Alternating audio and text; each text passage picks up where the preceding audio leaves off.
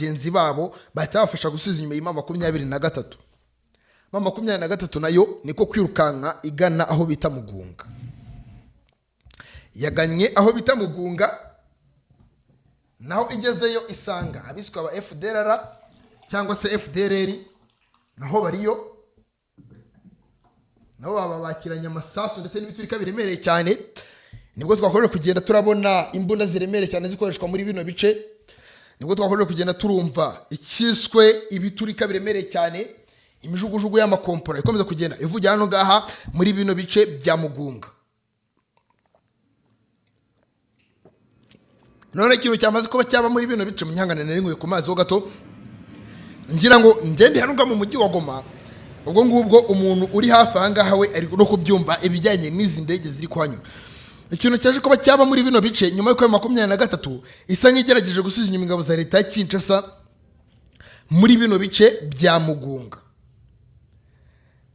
Ingabo za leta ya Kinshasa izi FDLR zatumije ikintu cyitwa ramforo kugira ngo babone uburyo kibahagurukira rimwe n'abari Rusayu n'abari Bweramana ndetse n'abantu ngaha muri misozi ya Nyiragongo batake umujyi wa Goma neza rwagati.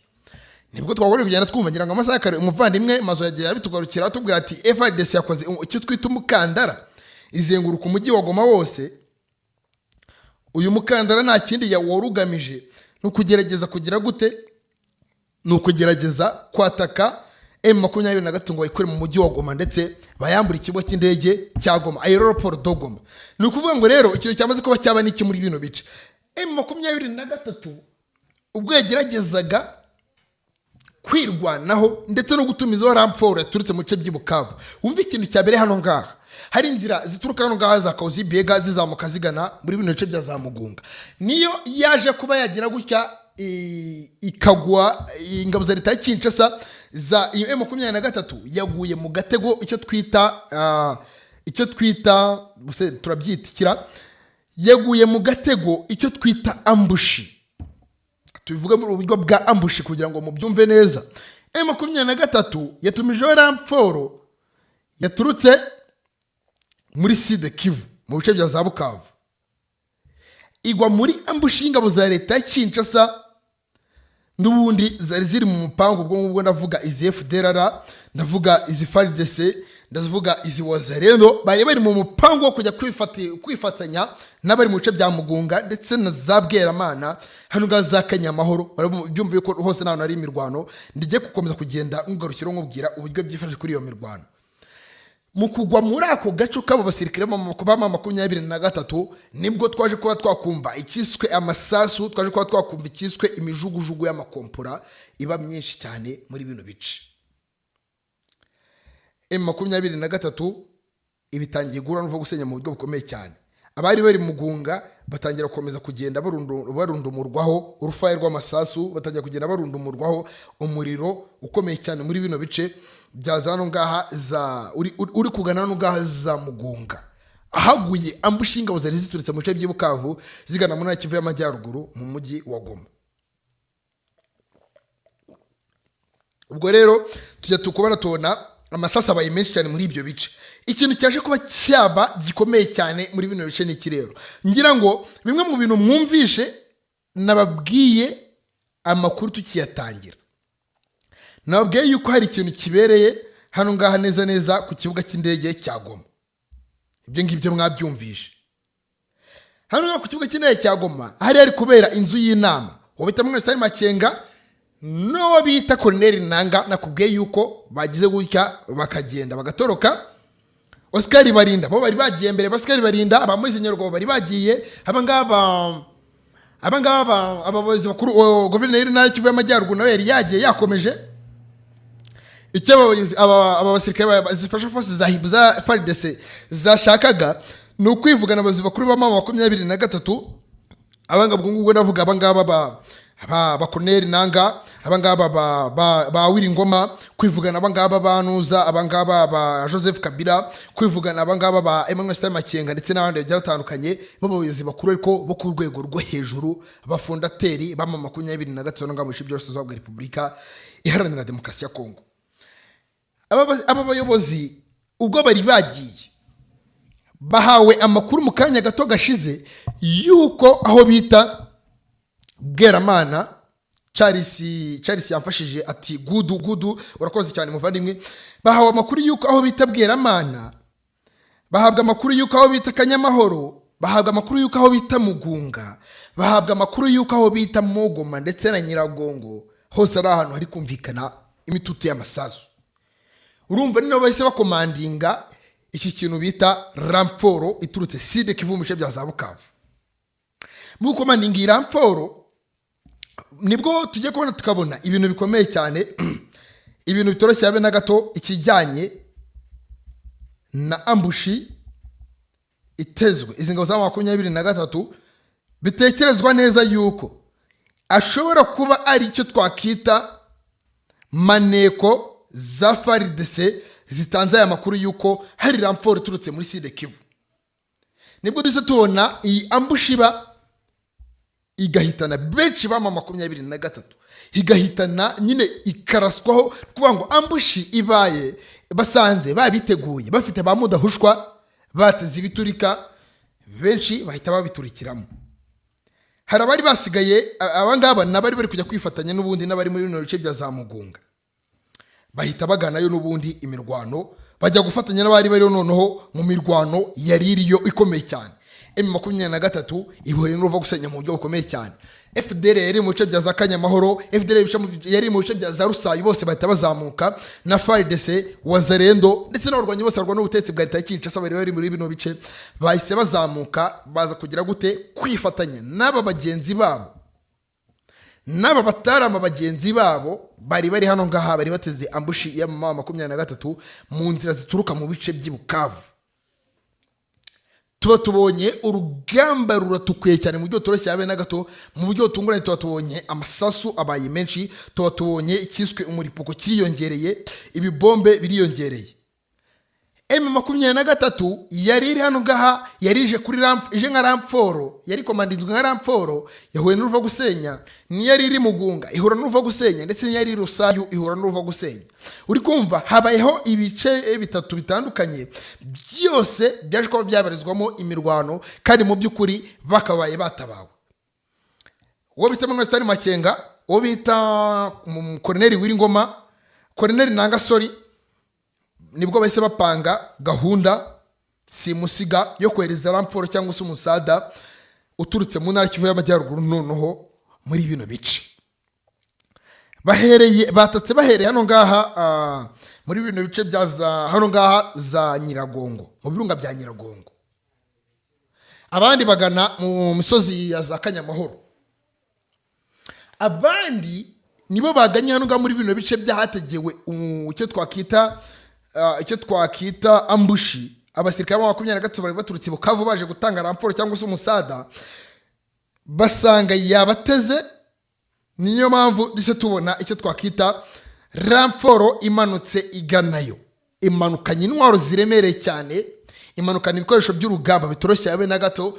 Ikihagera abasirikare ba 23 bari kuraswaho batangiye bamwe na bamwe mu guhunga bahise batangira kuririmba ngo turi ku rugamba mutazagira ubwoba. Komanda ni Makenga atwereje Ramforo, umutarama Makenga atwereje twita umusada.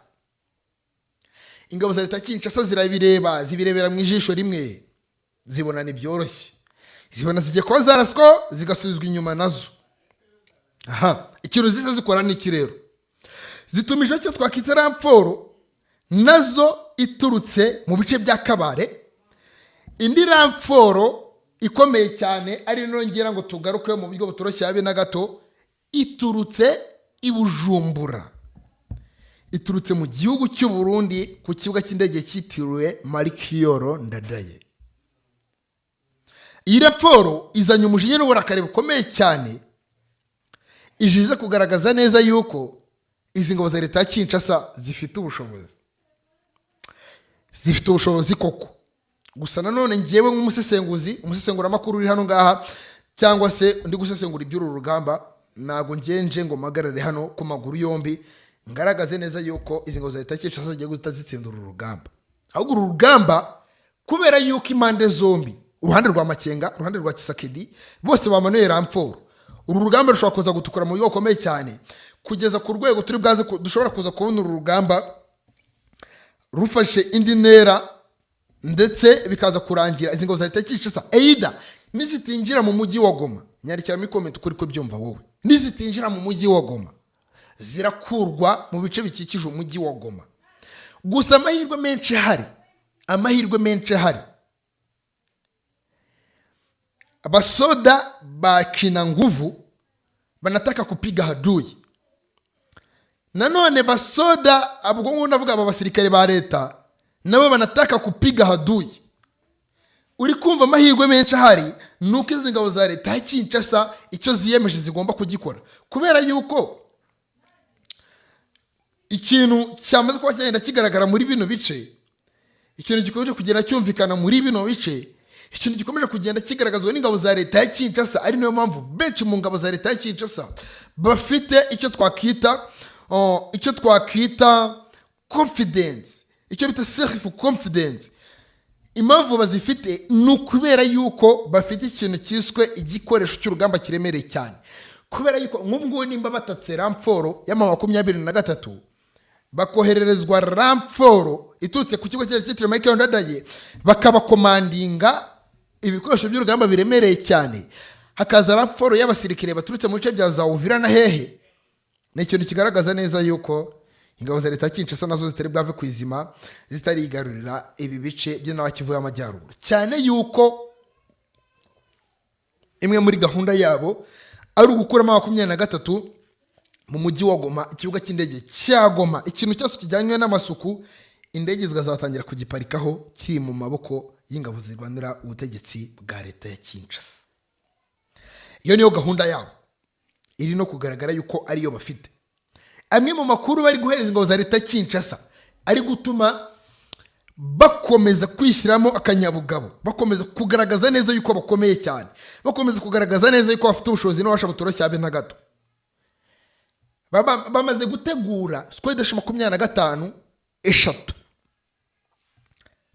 zigomba koherezwa hehe hano ngaha mu ntara ya Kivu y'Amajyaruguru mu mujyi wa Goma. Bateguye ikiswe helicopteri za miri M-24 zigomba koherezwa hehe hano ngaha mu ntara ya Kivu y'Amajyaruguru mu guhangana na 23. Bagiye bagutegurira ikintu cyiswe drone zo mu bwoko bwa CH4 nyinshi, nazo zigomba kuza kugira gute kuzanwa hano ngaha mu bice by'intara ya Kivu y'Amajyaruguru ho mu mujyi wa Goma. Uru rugamba njyewe nk'umusesengura makuru ndi kubona yuko ingabo za leta ya Kinshasa bitewe n'uburyo zikomeje kugaragara, zikomeje kugenda zigaragaza ububasha, zikomeje kugenda zigaragaza yuko zijye kwa zafata uyu mujyi wa Goma. Biri kugaragara neza cyane yuko zishobora kwa zawufata. Gusa nanone umugabo bitemwe Stani Makenga nawe kugeza izi saha yihagazeho mu buryo bukomeye cyane, kubera yuko ntago turi kumenya ahantu umusadu uri kumufasha uturutse. Tukujya kubona tukabona baratatse, yego batatse 23, tukabona nyuma yuko batatse 23 nawe ingabo ziwe cyangwa se abasirikare biwe bagize gutya bibanyeho, bagize gutya bakoresha ibikoresho by'urugamba biremereye cyane, bahanganye n'izi ngabo za M20 ubwo ndavuga huro rya leta ya Kinshasa, bahanganye bikomeye cyane n'izi ngabo zigwana n'ubutegetsi bwa leta ya Kinshasa zose n'ubundi muri rusange. Uri kubona yuko nabo bwabo bari Karunga ivanze n'Amavubi, nabo bwabo bari ikintu cyiswe Karunga ivanze n'Amavubi kugira ngo birwaneho barwane bahangane n'izi ngabo za leta ya Kinshasa. Nabo bwabo bari kugaragaza neza yuko batagomba kurekura intara Kivu y'Amajyaruguru, batagomba kurekura uyu mujyi wa Goma, batagomba kuva mu bice byose by'intara Kivu y'Amajyaruguru batarakuramo izi ngabo za leta ya Kinshasa, cyangwa se ikijyanywe n'ibiganiro. Ubwo ngo ndavuga ibi biganiro by'amahoro bikomeje kugenda birategurwa aho bita i Rwanda muri Angola, mu gihe nta kintu bitanze. M23 nayo iri kugaragaza neza yuko itari bwatuze cyangwa se itari bwacogore, itaragira gutya ngo ikuremo ingabo za leta ya Kinshasa. uri kumva yuko rero urugamba rwamaze kuba rwagenda ruratukura, urugamba rwahinduye isura, twese turi bwakomeze kugenda dutegereje ikijyanye n'uru rugamba. Ese uru rugamba unkurikiranye aka kanya muvandimwe Mutarama turi kumwe aka kanya, uri kubona ruri kuganisha he? Njye ni ibintu nkeneye muri komenti aka kanya kugeza izi sawa uyu mwanya mu minota tuvugana ndi kumwe n'abantu bagera kuri 60.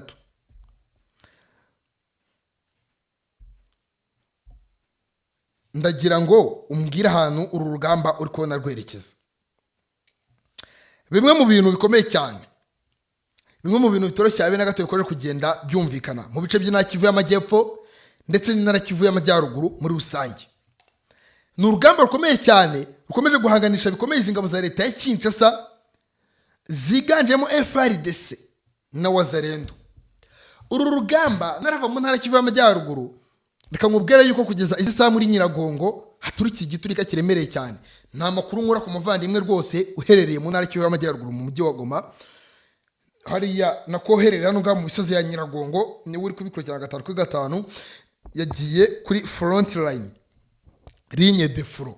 Reka tuvuge muri rw'igifaransa, numva bataraba benshi bankurikirana bajya bumva ururimi rw'igifaransa cyane, bari kuri ligne de front.